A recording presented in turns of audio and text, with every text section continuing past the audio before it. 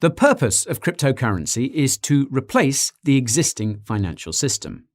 This means replacing the money, which Bitcoin is doing, and replacing the payment rails, which Ethereum and others are doing. However, this also means replacing the currency that's used for day-to-day transactions, and the quest for the crypto that's actually a currency continues, with many contenders, including fiat stablecoins. That's why today I'm going to tell you what characteristics the crypto that is used as a currency should have, so that you'll know what the perfect cryptocurrency looks like when it eventually comes around.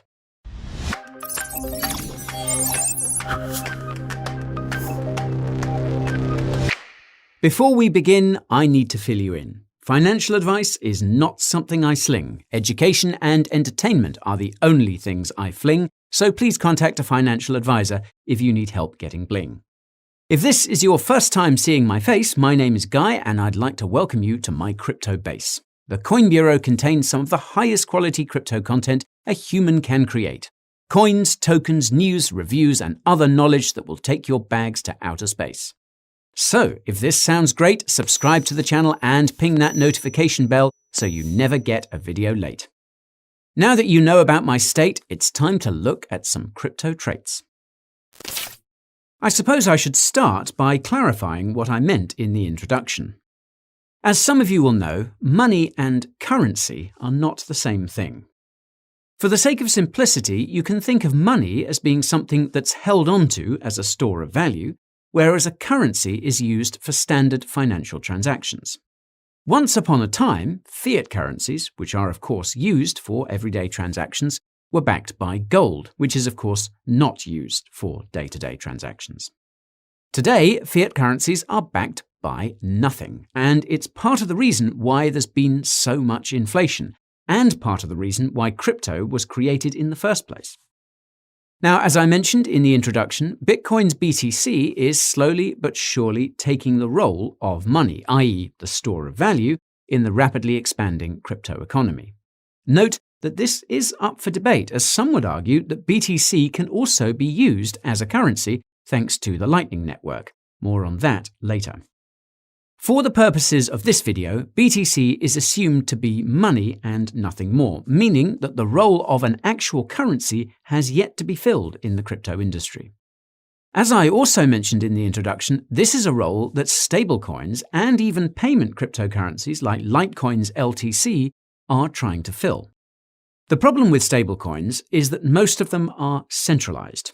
This not only goes against the ethos of cryptocurrency, but it leaves such stablecoins vulnerable to all sorts of issues, especially since many of them are backed by various forms of government and corporate debt. There are also decentralized stablecoins, but as we've seen, they have all sorts of issues of their own, namely limits on growth due to the volatile collateral that's used to mint them. Now, even payment cryptocurrencies like LTC have limitations that prevent them from being adopted as actual payment methods, namely scalability, i.e. speed. On that note, you can learn about the fastest cryptocurrencies using the link in the description. Now, as you'll soon see, there are many cryptocurrencies that have some characteristics of a perfect payments coin or token, and I reckon it's only a matter of time before someone, somewhere, puts these characteristics together and creates a new crypto project that will be an actual cryptocurrency. You can consider this video as being my small contribution to this new crypto project, which, to be clear, does not exist. It's an idealistic look at what the perfect cryptocurrency would look like if someone were to develop it. So, the first characteristic of a perfect cryptocurrency is an equitable initial distribution of the coin or token. And there's really no shortage of routes you could take in this regard. That said, it would be wise to avoid conducting an ICO if possible. This is because crypto projects that have conducted ICOs are at risk of regulatory scrutiny, and the initial distribution of the coin or token will likely be skewed towards early investors and the team, which is neither equitable nor desirable for a crypto that's supposed to be used for payments by everyone. This leaves two other options for an initial token distribution, and that's a fair launch or an airdrop.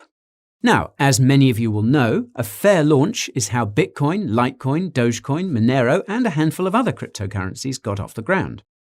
Basically, someone posted on a forum saying they were going to create this cryptocurrency on this date and time and invited everyone to come and mine it from zero.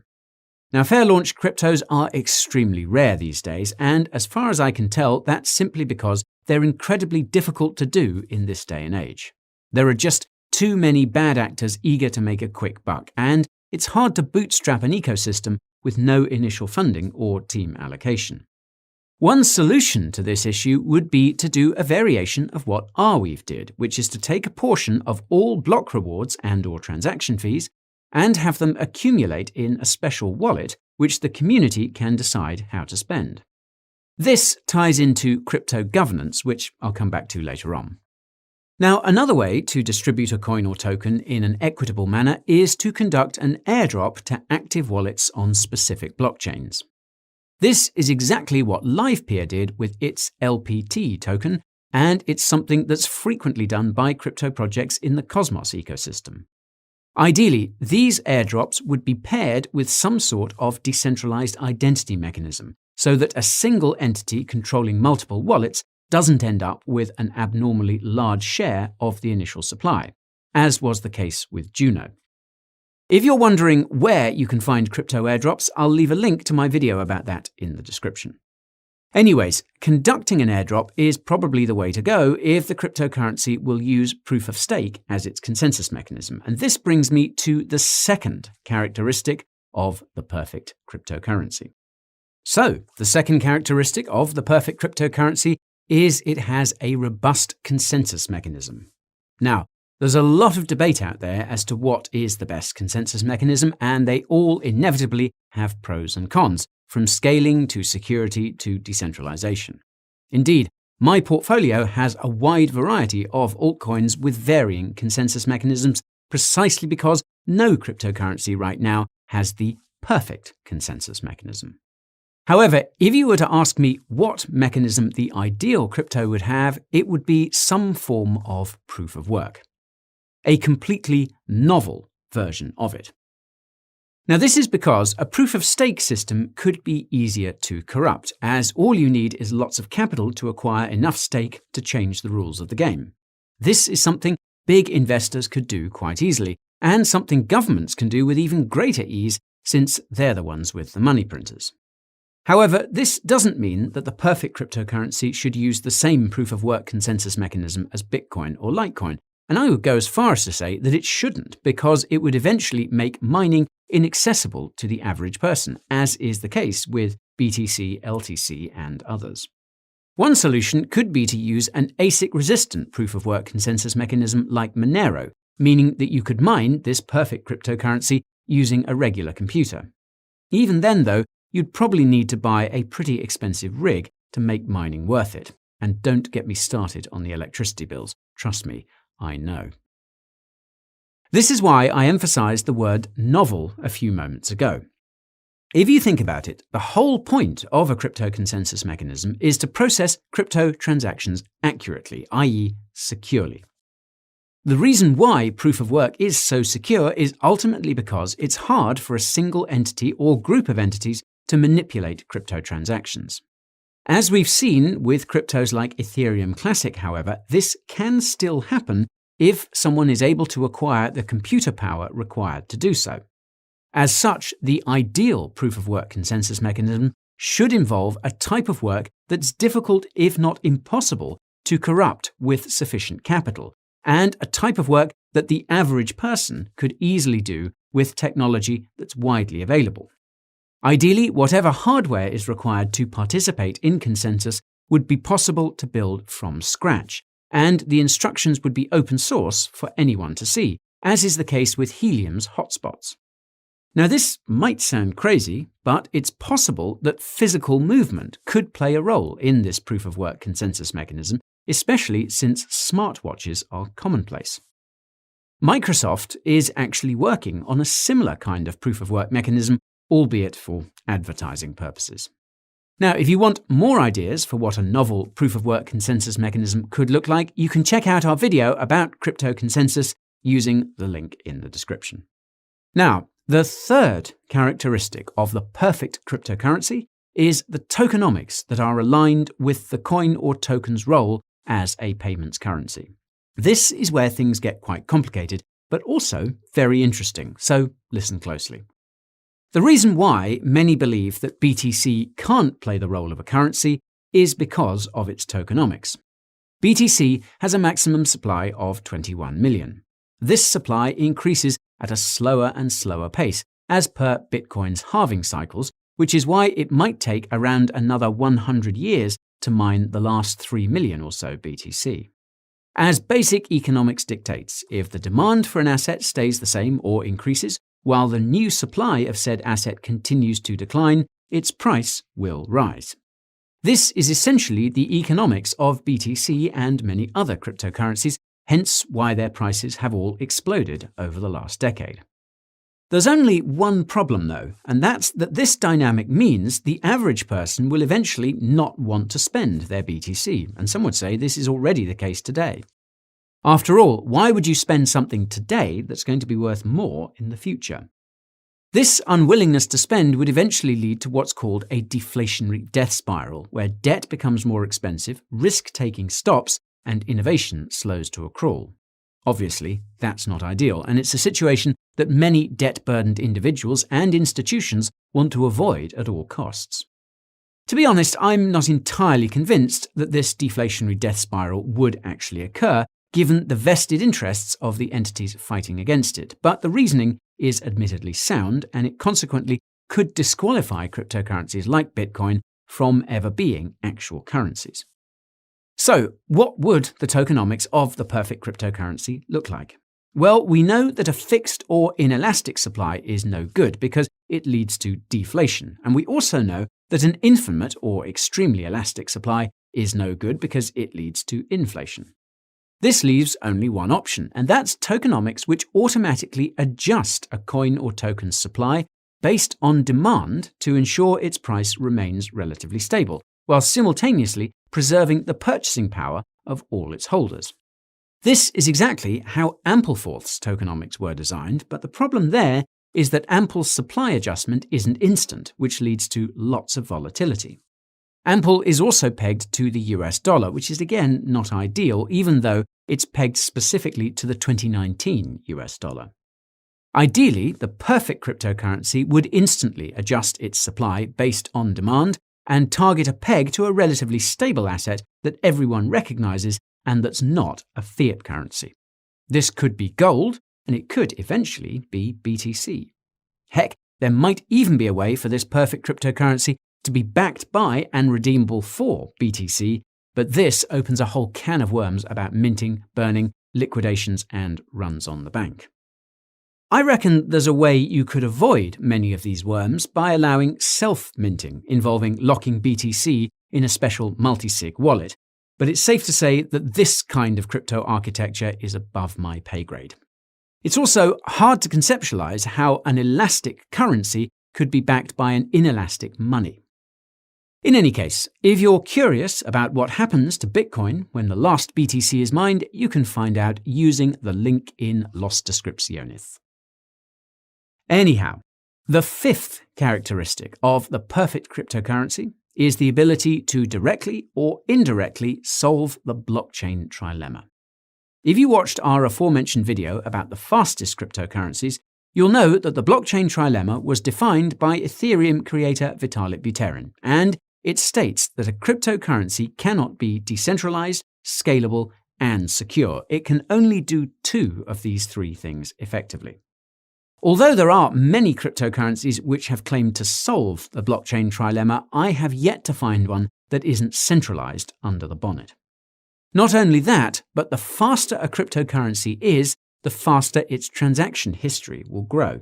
This rapid growth in transaction history means a smaller and smaller number of nodes will be able to store the full blockchain history, which will lead to centralization down the line. That said, the rapid growth of transaction history may not be an immediate issue if our hypothetical perfect cryptocurrency only supports simple transactions and has limited smart contract functionality. Even then, though, it's only a matter of time before this does become an issue. Now, given these facts, it's unlikely that any cryptocurrency will be able to directly solve the blockchain trilemma anytime soon, if ever. And this means that the only option is to solve the blockchain trilemma indirectly.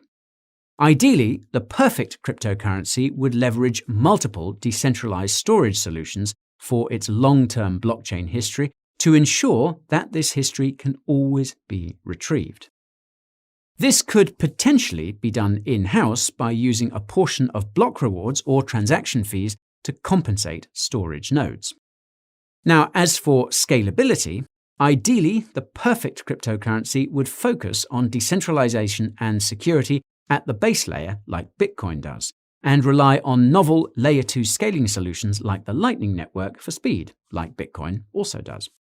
According to Blockstream's most recent estimates, the Lightning Network can currently process around 40 million transactions per second with the current number of nodes on its network, and this scalability will only increase as the number of nodes increases. If you watched our video about the Lightning Network, you'll know that the only real issue is that it requires nodes to lock up large amounts of BTC in multi-sig wallets to ensure they stay honest, and that the absence of sufficient BTC collateral at certain junctions means large transactions don't go through. Moreover, having a handful of Lightning Network nodes process most transactions is really not all that different from the current financial system, and could also create a single point of failure, i.e., result in centralization. This is an issue that the perfect cryptocurrency would ideally solve with some other incentive mechanism like on-chain reputation, or the ability to use other cryptocurrencies and possibly even real-world assets as node collateral on this hypothetically perfect Lightning Network. Plato would be proud. Philosophy jokes aside, the sixth characteristic of a perfect cryptocurrency is twofold, and that's privacy and interoperability. If you watched our video about the worst case for cryptocurrency, you'll know that privacy is a prerequisite for financial freedom. This is because if transactions are completely transparent, the people sending and receiving those transactions can still be coerced and punished, even though the transactions these oppressed people are sending are technically unstoppable. This isn't some conspiracy theory either. Blockchain analytics companies like Chainalysis are tracking just about every crypto transaction, and they are actively sharing this data with governments around the world. This opens the door to some seriously dystopian stuff if privacy is not somehow preserved. At the same time, there are legitimate concerns that criminals could take advantage of this privacy to engage in an unprecedented amount of illicit activity, which begs the question of where to draw the line on privacy. To my mind, the perfect cryptocurrency would ideally keep all transactions private by default, but provide a tool that allows you to reveal your transaction history to authorities for compliance purposes. Alternatively, it could make it possible to attach a payment ID to transactions like on Haven Protocol. In terms of interoperability, the perfect cryptocurrency would need to be seamlessly interoperable with most major cryptocurrencies, and ideally be interoperable with other payment systems as well. Crypto interoperability could be achieved by integrating with the Cosmos IBC, but seamless transactions with the Cosmos IBC are only possible for proof-of-stake cryptocurrencies. Alternatively, the perfect cryptocurrency could simply integrate with a next-generation decentralized exchange like Thorchain that allows for native coin and token swaps between and within different cryptocurrency blockchains. More about Thorchain in the description. Now, as for interoperability with other payment systems, I can't say I know of any existing solutions, but the closest would probably be the Flexer network with its AMP token. External interoperability would probably be very difficult to achieve in a decentralized way due to regulations. And funnily enough, the AMP token is facing regulatory scrutiny from the SEC, and you can learn more about that using the link down there. Anywho, the final characteristic of a perfect cryptocurrency would be either an effective governance structure or the absence of any governance structure. Now, I'll explain why the absence of a governance structure is ideal in just a second. First, I need to explain why crypto governance is currently ineffective. For starters, most crypto governance follows a one token equals one vote model, which really isn't all that different from proof of stake. This means that a handful of token holders have the power to pass whatever proposals they want, and this issue was recently confirmed as endemic by Chainalysis. Moreover, most crypto governance structures are on-chain versions of democratic processes, which we know to be inherently centralizing. Look no further than the capital city of your country if you need evidence. All the important decisions are made in Washington, D.C., in London, in Ottawa, etc. We're starting to see the same sort of centralization emerge in supposedly decentralized autonomous organizations, with important decision-making powers being delegated to small groups of community-elected representatives or council members, which are again put in place via token vote. Personnel from crypto VCs are often the ones who occupy these positions of power, and I've seen them argue that this centralization is necessary because in crypto there are many cases where decisions need to be made quickly, say in the case of a hack, which makes sense and I completely agree. This is why the perfect cryptocurrency should ideally have a governance structure that's akin to an on-chain monarchy. This is because it's almost exactly how all cryptocurrency consensus mechanisms work today, regardless of whether they're proof of work, proof of stake, or something else. By some process, usually pseudo-random based on stake or hash power, a single node is selected to produce a block and earn a block reward. This node is often referred to as a leader in crypto project documentation, and this leader is typically in power for a single block while it's being produced. So, why not modify this mechanism to be suitable for governance? A leader is pseudo-randomly or even randomly selected from the community to govern the crypto project for a short period of time, during which they can table proposals for community vote and decide how money is being spent from the treasury. For extra security, a council consisting of developers and VCs could have the power to veto any malicious proposals coming from the crypto project's interim ruler.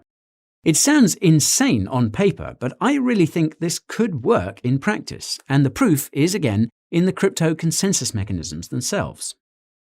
The best part is that it would create a massive incentive for the users of this perfect cryptocurrency to participate in governance, because doing so would give them a chance of becoming the king or queen of a global payment system for a short period of time, and heck, maybe they could even be compensated. Now, as amazing as this may sound, the sad reality is we're a long way away from these kinds of novel governance structures, and this is why the ideal governance structure for the perfect cryptocurrency might have to be no governance structure at all. As we've also seen with the governance structures of the world's governments, it's easy to influence politicians if you have enough capital, and the inability to do so for cryptocurrencies like Bitcoin, due to the absence of a governance structure, is apparently driving some institutional investors mad. You can find out more about that by watching our video about ESG using the link in the description. And that is all for today's video about the characteristics of the perfect cryptocurrency. Now, if you guys have any ideas about what the perfect crypto that's actually used as a currency should look like, please drop them in the comments section down below, because I would really love to know what you all think. I'm sure any would-be perfect crypto developers would love to know too. Now, if you enjoyed the video, smash that like button and subscribe to the channel if you haven't already. Make sure to ping that notification bell for good measure too. If you have some extra time to kill, head on over to Coin Bureau Clips to get some behind-the-scenes content from yours truly. And if you're on the go, tune in to the Coin Bureau podcast to keep learning more about crypto. If you're addicted to social media, you can follow me on Twitter, TikTok, and Instagram for memes and market analyses, and join my Telegram channel for daily crypto updates you can't afford to miss. If you want to know what perfect cryptos I hold as part of my portfolio, you can find out by subscribing to my weekly newsletter, where I also reveal what projects I'll be covering next. And if you want to support the channel, just head on over to the Coin Bureau merch store and cop some comfy crypto clobber. Links to all these resources and more are down in the description. As always, thank you so much for watching, and I'll see you next time. This is Guy bidding you goodbye.